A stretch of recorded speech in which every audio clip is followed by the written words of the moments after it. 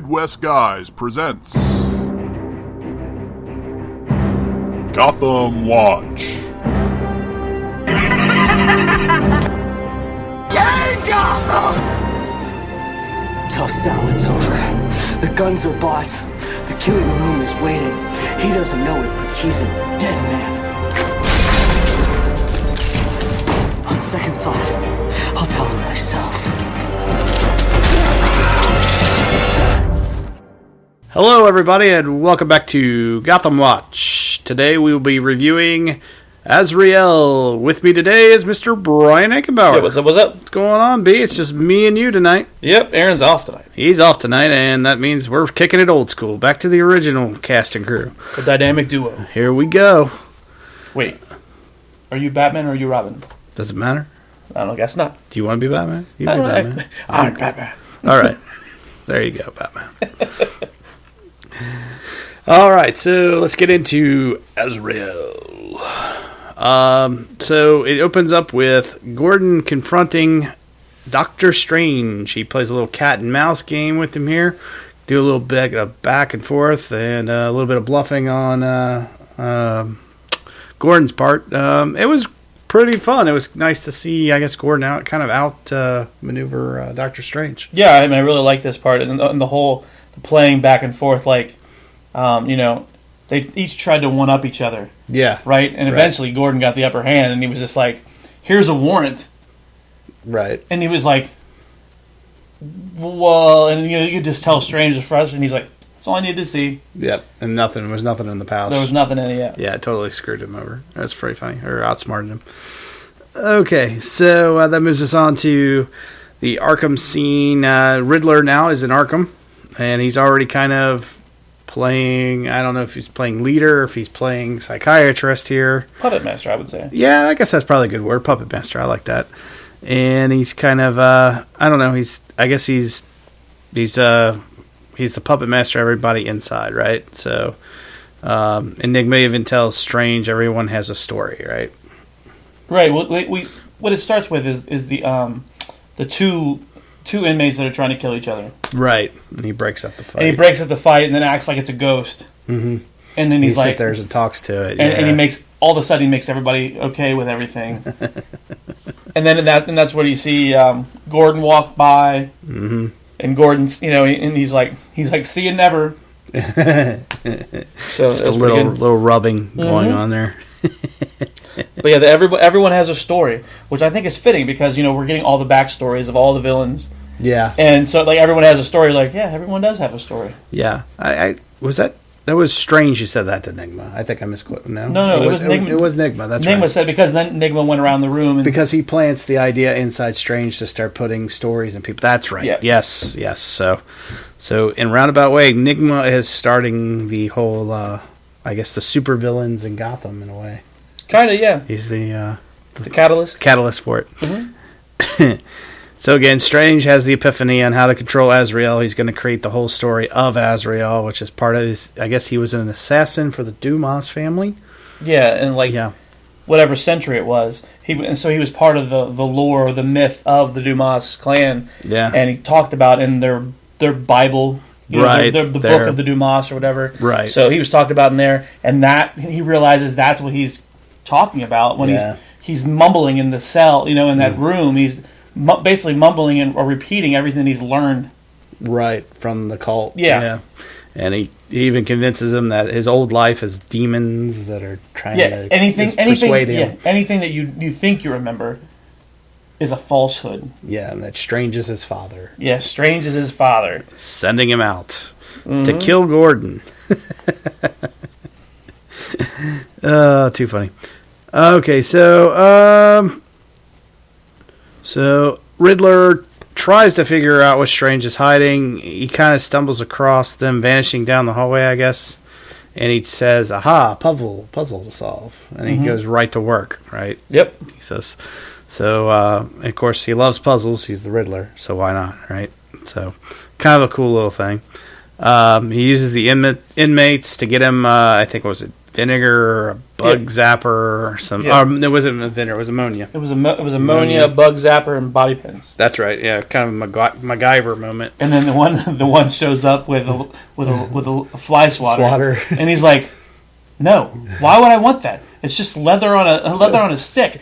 And he's like, "But they both kill flies." And he's like, "But that's not what I need it for." A little bit of a joke, and then you see him lick the fly swatter. It's kind of nasty. Mm-hmm. Yeah. So Azrael attacks Gordon and the commissioner while Gordon is trying to convince the commish about Strange creating monsters. And all of a sudden, Azrael shows up. Yeah, like so he says he's creating monsters and everything else. Yeah. And the commissioner's like, "Oh no," or the commish. I know. I call him the same thing. Captain. Yeah. Says, "No, it's in your mind. He's not doing that, whatever." And then all of a sudden, in the darkness, they can hear somebody land. Yeah. And they're like, who is that? Who's there? Yeah. And he's like, "James Gordon." You've been, yeah. Almost basically, it felt like a scene from Arrow. And he's like, "You have failed the city." And it wasn't failed the city, but it's close. Yeah, it was close to that. He's also kind of Batman-esque, right? Because he's jumping around and dude. The similarities between Azrael and what Batman becomes that we know of Batman, right, is uncanny. Yeah, and we even get to see that when Bruce is witness to it. Right, he's like staring, and you can tell it's like a 10-year, like a 5 to 10-year-old range watching the TV and just mesmerized by it. Yep. And this is one of my favorite parts. Even while Bruce is watching Azrael escape the cops and all the gunplay and everything up by jumping through the shadows and climbing the walls and everything, you almost hear that Batman soundtrack. Almost, it's close. It's darn close to the Batman theme song. You're like, yeah, they're doing it on purpose. Yeah, they are. Yeah, totally. They're teasing us big time. So. But anyway, so eventually it turns back to Penguin. He's still in the mansion. His stepmother is still dead at the table. Oh, yeah, there's flies all around her. Yeah. He starts watching TV, and he sees Azrael on there.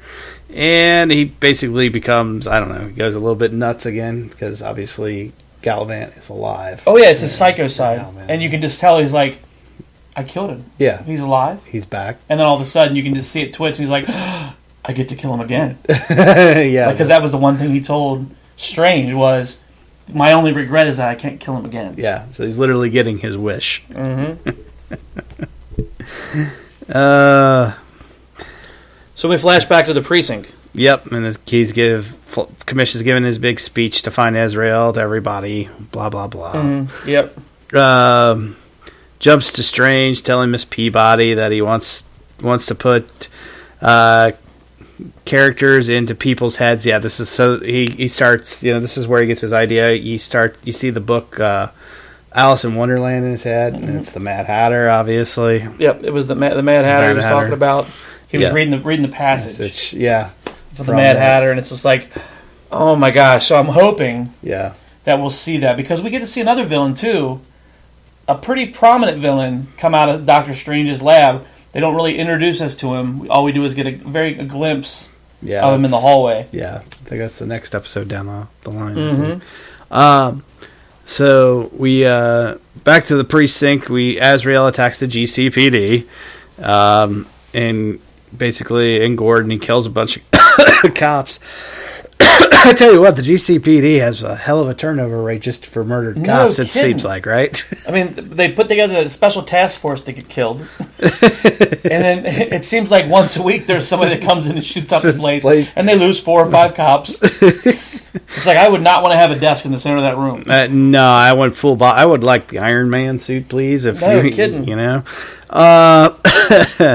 So basically, they chase him to the roof. Azrael appears to be superhuman. They shoot him. He's got armor on, and it just kind of bounces off of him, kind of, sort of. And yeah, because they're down there, but they're down there by the jail cell. Yeah, and they shoot him, and he looks like he's dead. Yep. And they're like, "That was crazy. I can't believe that." And while they're talking, you can see in the background, Azrael stands up, and all of a sudden the commish goes, "Okay, let's go."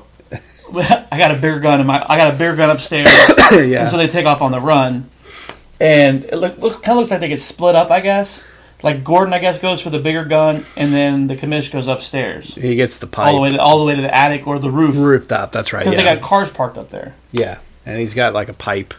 And Azrael has his sword, and they get in, I guess, a minor fight between the pipe and the sword. He ends up breaking his fake sword. Right, and he's like, no way is that possible. That can't be possible. So, during the fight, it kind of reveals that Azrael is Galavan, and the commish is kind of like... Because the commish hits him across the head, knocks his mask off. Yeah. And when he turns around, he sees him, he's like, but... You're supposed to be But you're dead. Yeah. And he's like, not anymore. And then stabs him with the half of the sword. Right in the gut. So, I thought...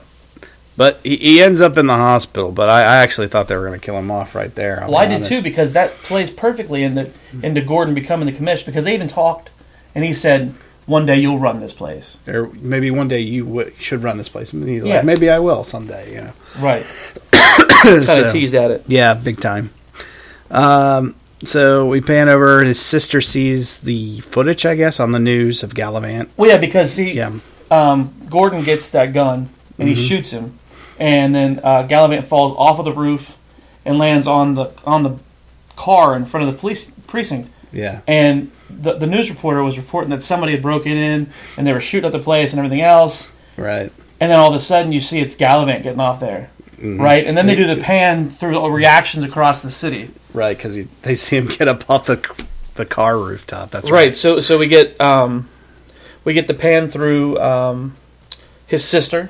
Yep. And the only reason why we see it is because Barbara was flipping through the channels. Yeah, she's doing she's crazy. Like a crazy flipping through the channels, right? And then where they leave it happens to be on the news channel where they show that. That's right. I forgot about that. That's funny. And then they go to Penguin. I guess was Penguin next. Yeah, I think Penguin's next. That's where he says, "Hello, friend. Can you tell me? Blah, blah, blah. Hello, old friend." Right. Yep. And basically, it's Penguin and Butch kind of deal, right? Yeah. No, not yet. No, not yet. Sorry. And then Bruce sees the footage, and then Alfred says, "What the hell is happening to this city?" And then Bruce replies, "Strange is behind it, and it's nothing good." Yeah. So it ends with Enigma finding the hidden elevator. He goes down the elevator, and he starts seeing all the subjects and stuff, and he kind of says, "Oh boy." I think that's where the scene ends, right? Yeah. He says, "Oh boy," and that's like the end of the scene. Yeah. And you can hear moaning, but you can't really make anything out. No, it just sounds like a bunch of crazy people inside rooms going absolutely nuts. And then as we end the episode, it's a Gordon walking out of the precinct, right, with the precinct in the background. I mean, really dramatic shot, and then they pan out to the bridge that's in the background. And on the top of the bridge is Azrael watching Gordon come out of the... Kind of like Batman. Yes. Yeah, very Batman-esque. The whole thing was teasing about Batman. I mean, just... They're using Azrael, who's obviously a nutcase, but to tease us with glimpses of the Bat. Because, I mean, when he got brought back, he had very, superhuman strength almost. Well, before he got killed, he beat the shit out of Gordon. So he had some skills to begin with. Right, but this one, watching the specific scene I'm talking about is when we're watching Bruce watch him. Right. He jumped like 8 to 10 feet in the air to grab a hold of something and then jump somewhere else without any grappling hooks, without any... It was like... Yeah. And he couldn't do that before. True. So it was like he did have extra strength. He was enabled somehow. Yeah. Yeah. I agree. All right, so let's just real briefly favorite scenes. I'll start we each got 3. I'll start with my third one, which was watching Bruce see Azrael, seeing his future. I think that was one of yours as well. Yeah, that was actually my number 2. And it was when we get to hear that Batman music. Right. I mean, come on. It was that giant teaser that we've been waiting for. Yeah. Basically, watching Gotham, we're waiting to find out how he transforms into Batman, and we kind of get that Batman theme, like, oh, that's what I want to be, because it looked very Batman-esque. Very foreshadowing, yeah, very much so. What was your number 3, Brian? My number 3 was Enigma's problem-solving skills, showing off his mastermind criminal status. Yeah. Everyone has a story, and then the whole him figuring out all the stories, him figuring out how to manipulate people. Yep. Like, almost instantly in this, like going into this prison. Yeah, It was pretty good. shows his extreme intellect anyway. If Yep. nothing else. I mean, and his Riddler-esque thing. My number 2 was Gordon outsmarting Strange in the meeting. Obviously, we talked about that at the beginning of the podcast. I like that one. Yeah, very good. What was your number 1? I took your number 2, I guess. My number 1 was the Gordon Enigma conversation right at the beginning of the episode. Yeah. And he's like, he was like, Gordon, blah, blah, blah. And they had this interaction. And then Gordon, like this, like, almost laughing. He's like, see you never, Ed. Like a fuck you, pal. Yeah, exactly. Yeah, pretty funny. Obviously, my number 1 was Strange putting the stories and the resurrected criminals, a.k.a. the Mad Hatter scene, obviously. Yep. Very, very cool. Very cool. All right, so we've gone over the episode pretty well, so let's go right to final thoughts and grades.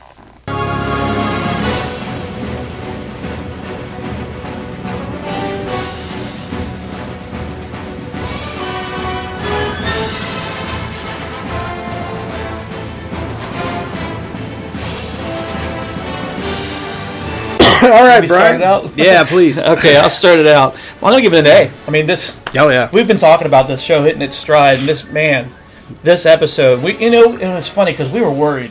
Yeah, we were worried. When we heard Galavant was coming back, we're like, oh my god, we thought we got rid of him. Yeah. What the hell? And then to see Galavant kind of almost be the catalyst that starts Bruce down that path of watching what he does. Yeah. The Oh my gosh. That was fantastic. Yeah.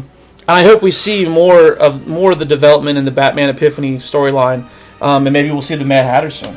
I hope so. That would be really cool to see, and who knows who else we might see show up down the line. What about you? I would give it an A as well.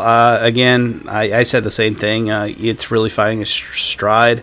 I really feel bad for everybody who gave up on this show, and walked away from it.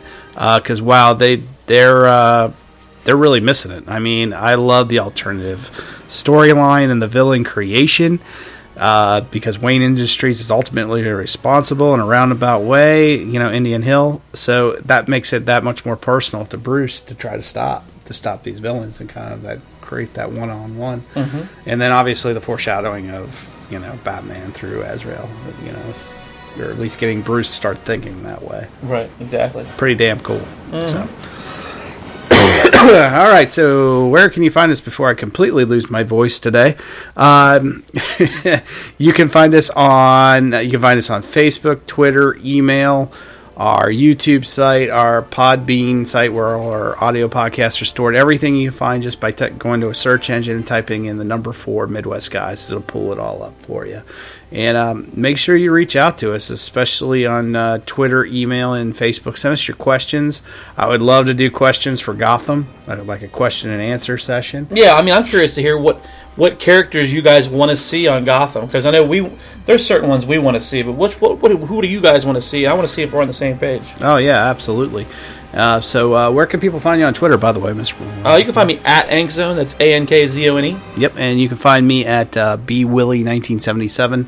You can also reach us both at the number 4 Midwest Guys as well. So, by the way, we're up over almost 1,100 now, and I know you're well over 2,000 by now. Right? Yeah, like over 2,300. Yeah, awesome. So keep following us. Tell your friends. Get out there, but we definitely want to hear back from you. So, Brian, thanks for joining us, sir. Hey, thanks for having me, man. Yeah, absolutely. And for the dynamic duo saying, see you in same bat time, same bat channel.